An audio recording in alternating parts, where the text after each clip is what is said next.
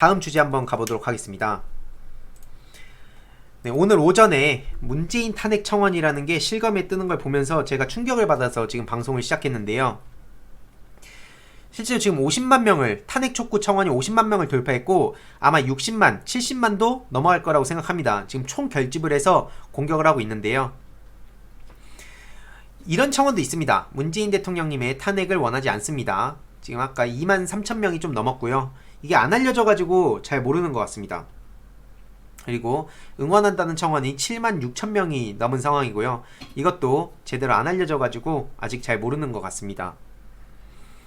근데 중요한 건 뭐냐면 이 일본에서도 일본 방송에서 문재인 정부를 막 극찬하는 내용들이 나왔다는 겁니다. 이렇게 보시는 바와 같이 이 내용을 보면 코로나 검사 비용을 한국은 16만원을 정부가 부담하고 있다. 뭐 대략 이런 내용이고요. 또 그 14일 격리자 4인 가족 기준으로 120만원의 생활비를 지급한다. 그리고 감염자 방문으로 병원이 폐쇄되면 운영비를 보조하겠다.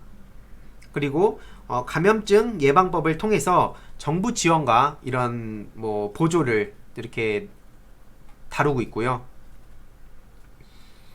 그리고 또 신형 그 코로나19 검사만 하루에 7,500건 정도를 하고 있다. 이런 내용들을 다루고 있는 겁니다.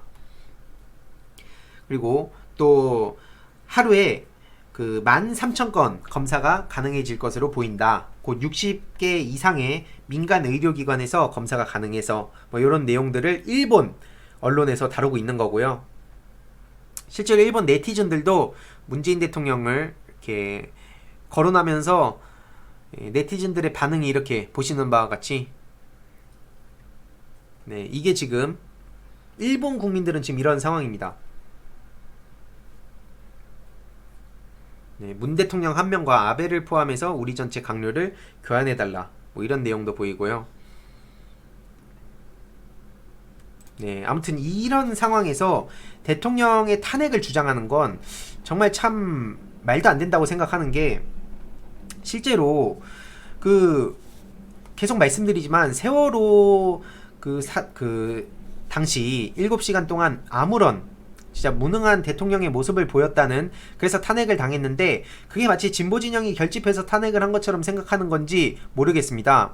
근데 중요한 거는 그때 당시에는 중도층뿐만 아니라 보수에 있는 사람들까지 같이 분노해가지고 박근혜 탄핵을 주장하는 사람들이 한 80% 정도 됐던 걸로 기억합니다.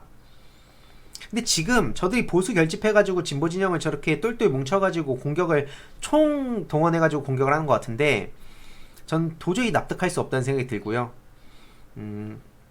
이런 상황에 어찌됐든 끝까지 정신을 차리고 계속 목소리를 내야 된다 생각하고 좀 짜증나고 답답하고 좀 열받더라도 이번 총선이 정말 중요한 상황입니다.